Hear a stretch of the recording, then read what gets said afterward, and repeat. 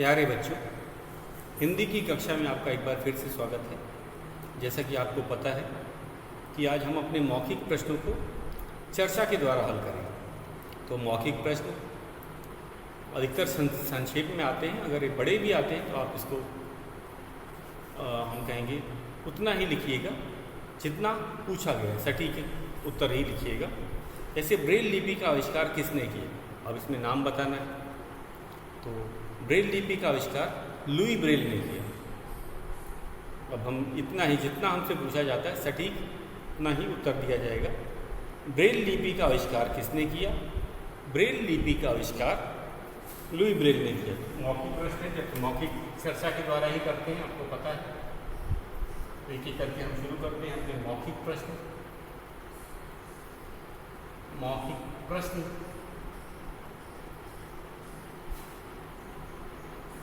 मौखिक का पहला है क भाग, ब्रेल लिपि का आविष्कार। ब्रेल लिपि का आविष्कार का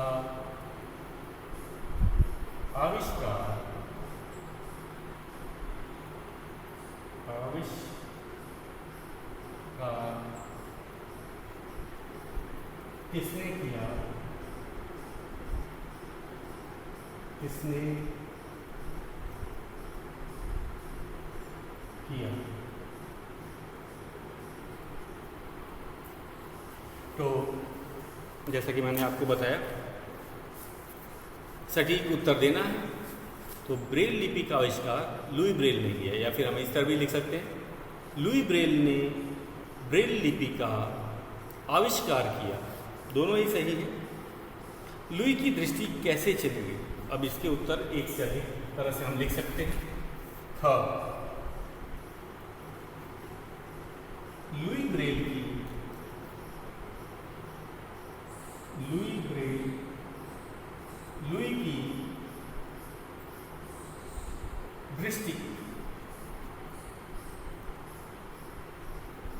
लुई की दृष्टि कैसे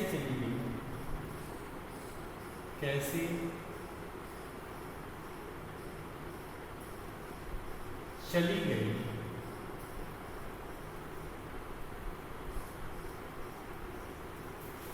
लुई की दृष्टि कैसे चली गई? तो हम कह सकते हैं, अगर संक्षेप में इसका उत्तर देना हुआ एक वाक्य में, तो हम कहेंगे कि लुई की दृष्टि पिता की कार्यशाला के औजार आँख में जाने से चली गई। या फिर हम ये भी लिख सकते हैं कि लुई की दृष्टि एक दुर्घटना में चली गई, अगर बहुत ही संक्षेप में देना हुआ तो। लेकिन अगर हमें इसे जरा सा 2-3 वाक्य में बताना हुआ तो हम कहेंगे, बचपन में लुई अपने पिता की कार्यशाला में पिता के औजारों से खेल रहा था। औजार आँख में लग जाने के कारण तथा फिर इन्फेक्शन के कारण लुई की दृष्टि चली गई। तो या फिर हम इसे ऐसे भी लिख सकते हैं कि लुई की दृष्टि औजार के चोट और फिर चोट में इन्फेक्शन हो जाने के कारण चली गई। तो ये सभी उत्तर सही हैं इसमें। तो सबसे पहले लुई को हमें पता था कि औजार से आँख में चोट लगी थी और कुछ दिन के बाद आँख में इन्फेक्शन हो गया और वो इन्फेक्शन बढ़ के दूसरे आँख तक भी चला गया, और इस कारण से जो लुई थी उनकी दृष्टि चली गई। तो ये था हमारा ख प्रश्न, लुई की दृष्टि कैसे गई? तो लुई की दृष्टि पिता के औजार के आँख में लग जाने के कारण तथा आँख में इन्फेक्शन हो जाने के कारण गई। दोनों कारण बताया सकता है कि एक तो औजार लग जाने से और उसके बाद इन्फेक्शन हो जाने के कारण आँख की रोशनी चली गई। अब ग है हमारा ग भाग जो है पादरी जैक्विन्स बेलुई, पादरी जैक्विन्स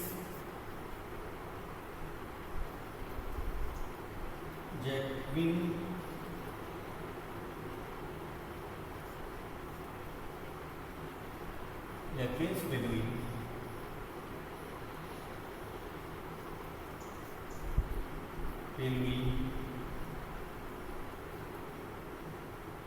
ने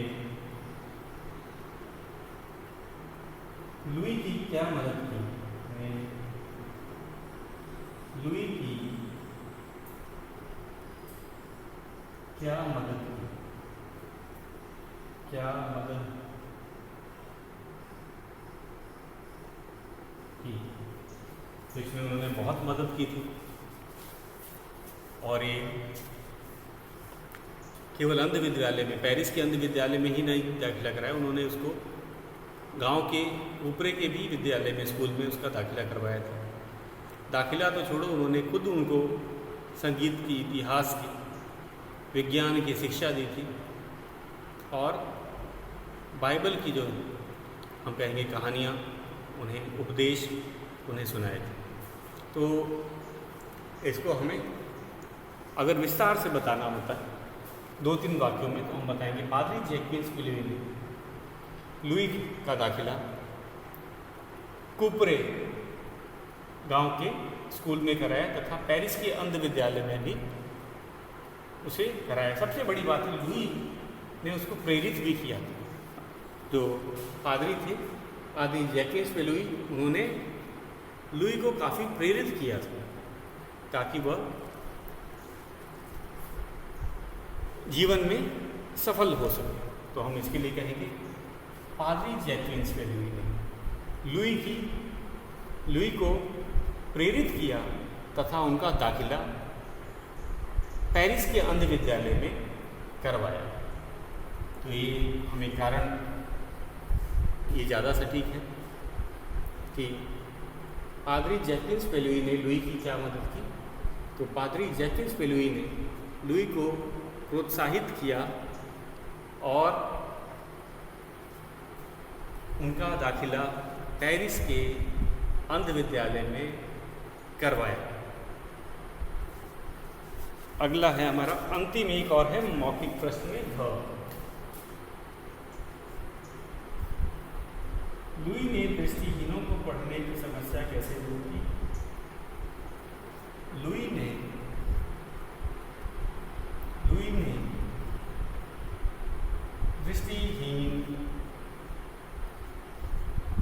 दृष्टिहीनों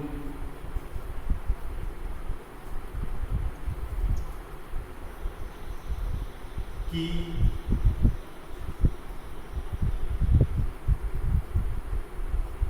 पढ़ने की समस्या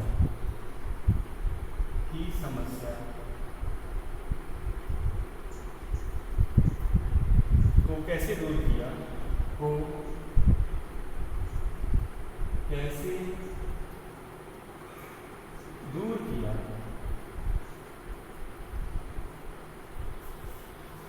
को कैसे दूर किया? को कैसे दूर किया?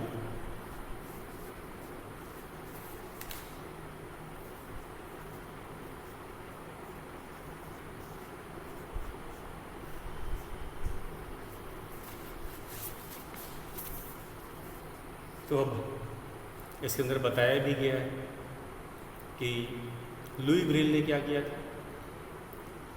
ब्रेल लिपि एक ऐसी लिपि बनाई थी, ब्रेल तो उनको सम्मान देने के लिए बाद में रखा गया, उन्होंने एक ऐसी लिपि बनाई थी जो बिंदुओं पे आधारित थी। क्योंकि जो दृष्टिबाधित लोग होते हैं, दृष्टिहीन होते हैं, वे छू करके उनका स्पर्श की जो क्षमता होती है बहुत अधिक होती है, बहुत अच्छी होती है। तो इन्हीं 6 बिंदुओं की मदद से उन्होंने सभी अक्षर बनाए और जिसे कि मोटे कागज पर उभारा गया था बिंदुओं के रूप में, और इस कारण से वे आसानी से पढ़ा जा सकता था, सीखा जा सकता था, क्योंकि पहले की लिपियों से बहुत ही सरल थी।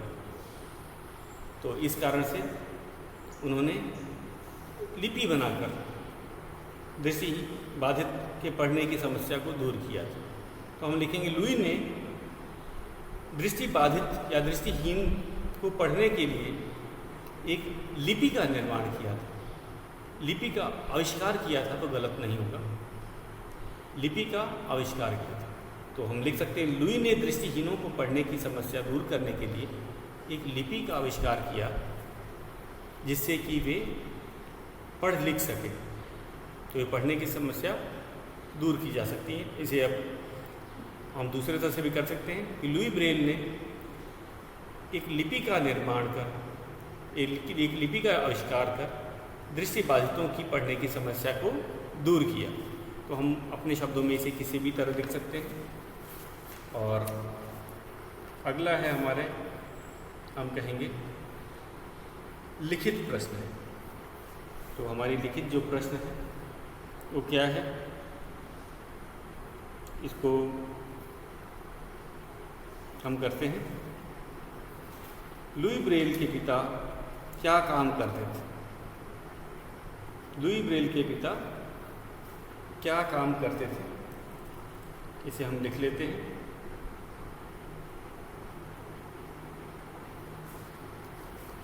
तो अब लिखित प्रश्नों पे आते हैं। आप अपनी नोटबुक निकाल लीजिए और आज हम इसके लिखित प्रश्नों को करेंगे।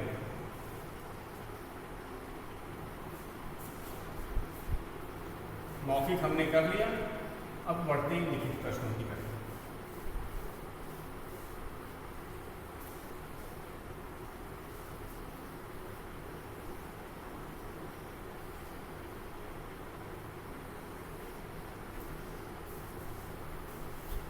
हमारा लिखित प्रश्न है,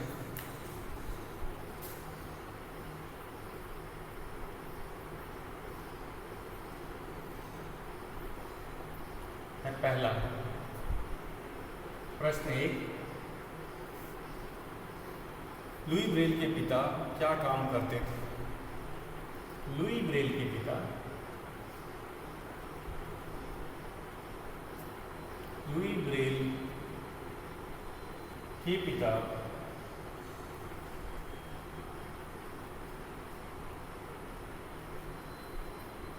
क्या काम करते थे?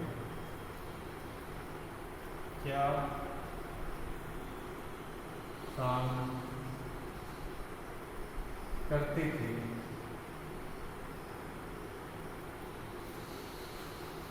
उत्तर है लुई ब्रेल के पिता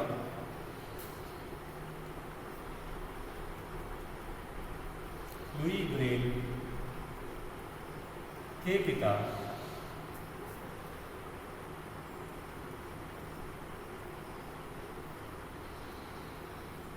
एक छोटी सी कार्यशाला, एक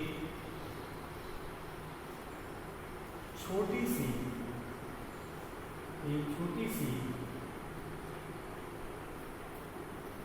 कार्यशाला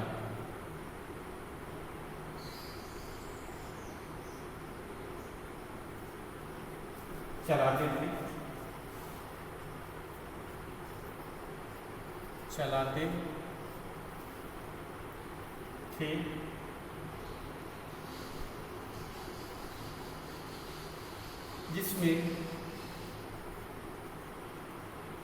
जिसमें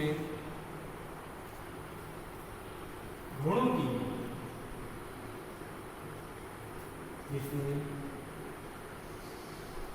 की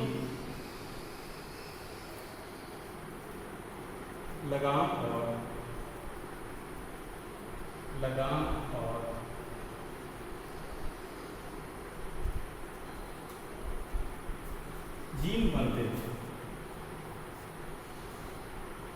जीन बनते थे।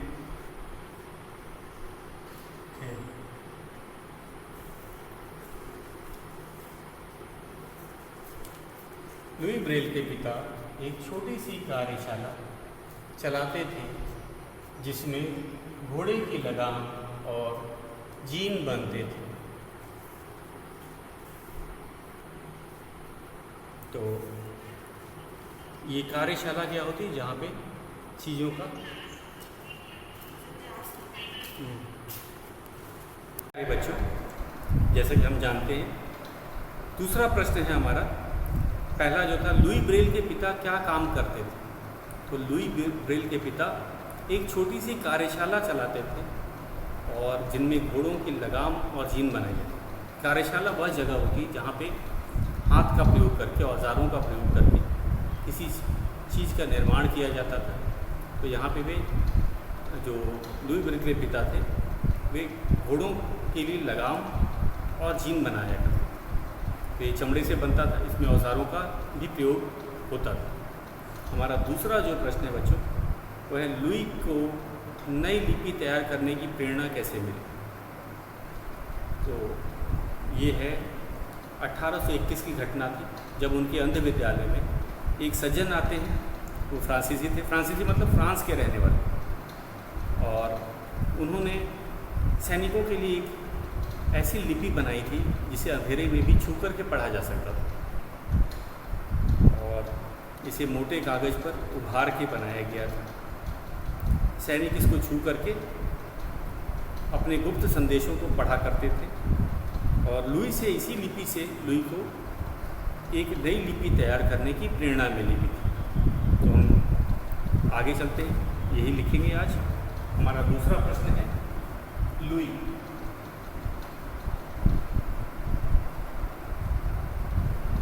को नई लिपि तैयार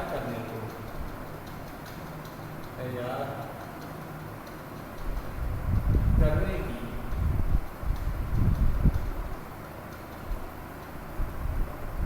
प्रेरणा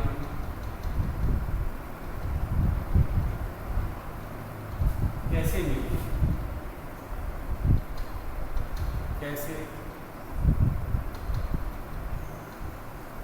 मिली?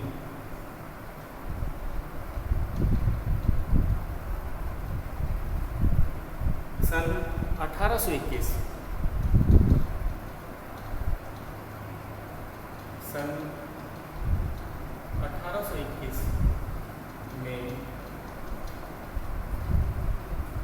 चार्ल्स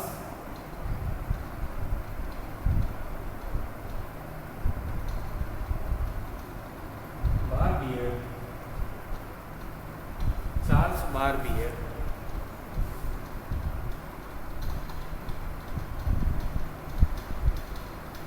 नामक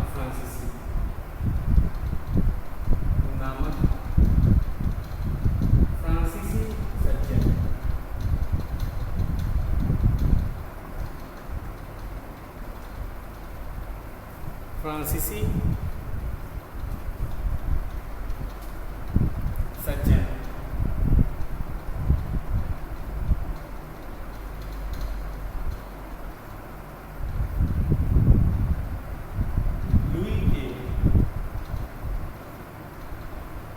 लुई के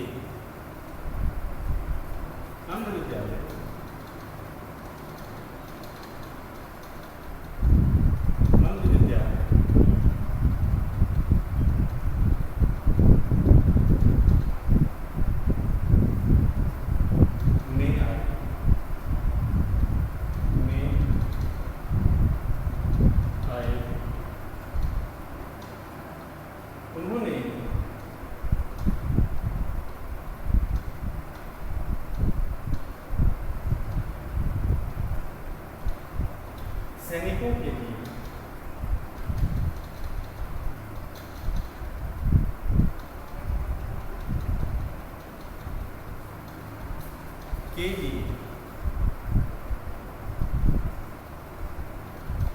उन्होंने सैनिकों के लिए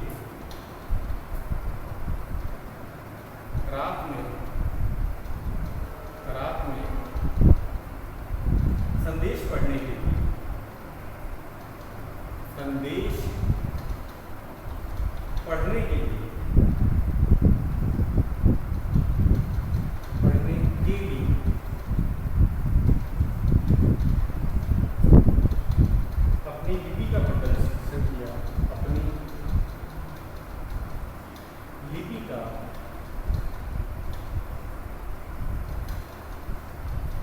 प्रदर्शन किया।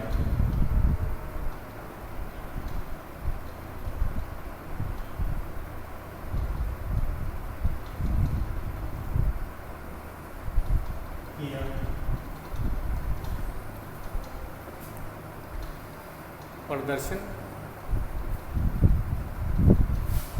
किया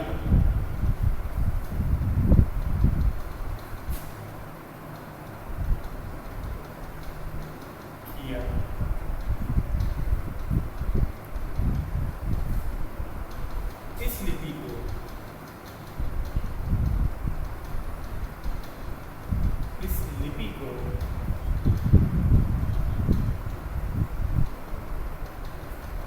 मोटे कागज पर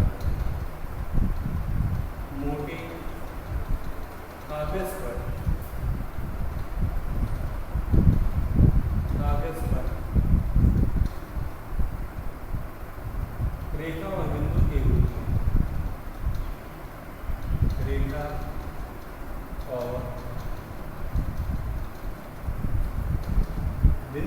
बिंदु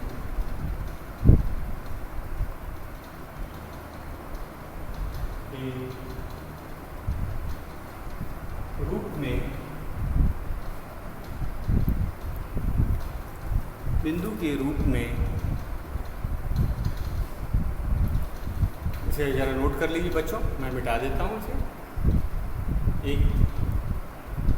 एक और दो वाक्य और हैं, उनको लिख दिया जाए।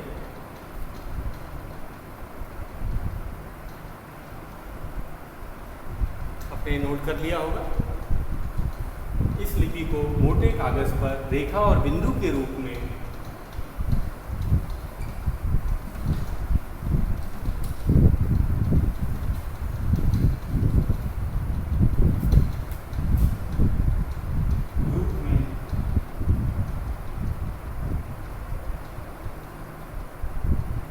उभारा जाता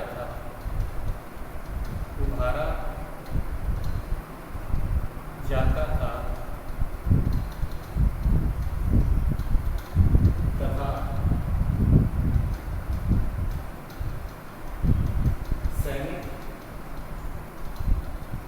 सैनिक इसे स्पर्श के माध्यम से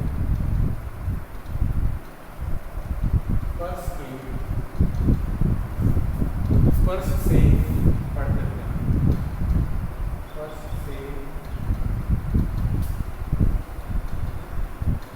पढ़ते थे। लुई को इसी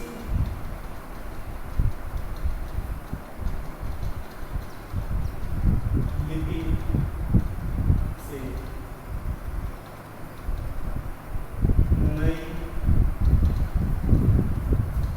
लिपि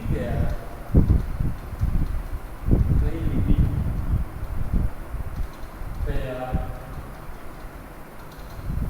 करने की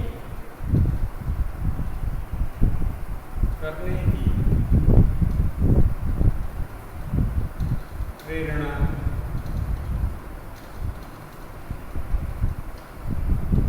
मिली। तो ये था हमारा उत्तर।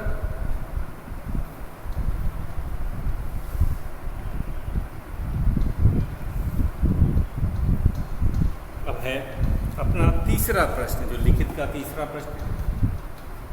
अब हम उसको करेंगे।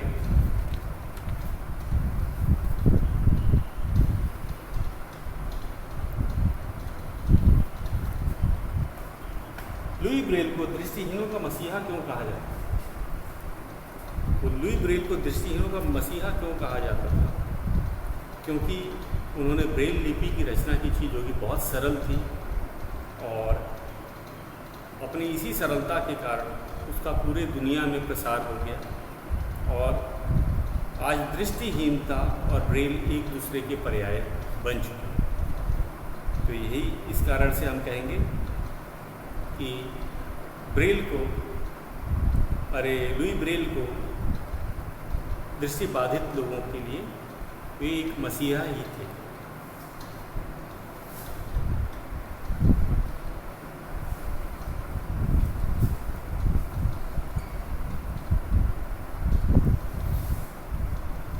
तो हमारा एक तीसरा प्रश्न होगा, प्रश्न 3,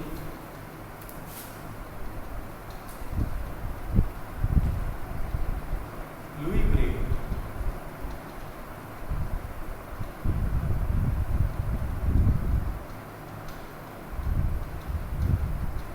को दृष्टिहीनों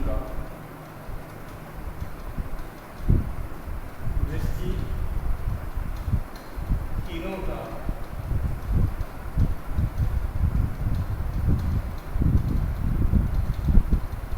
मसीहा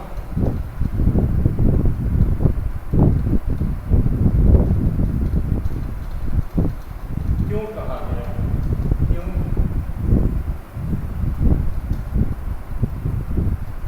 कहा जाता है?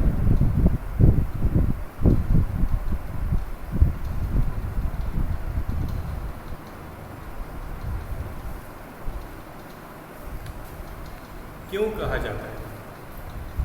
तो दृष्टिहीन का मसीहा कहा जाने के लिए क्योंकि उन्होंने ब्रेल का निर्माण किया और अब तक इस ब्रेल से करोड़ों, दुनिया के करोड़ों जो लोग हैं, जो दृष्टिबाधित हैं, दृष्टिहीन हैं, वे अब किताबें, जो संसार की अच्छी किताबें हैं, वे पढ़ सकते हैं। और हम आज कह सकते हैं कि लगभग संसार की हर अच्छी किताब का ब्रेल लिपि में लिखी जा चुकी है और अब वे सभी दृष्टिहीनों को सुलभ भी हैं।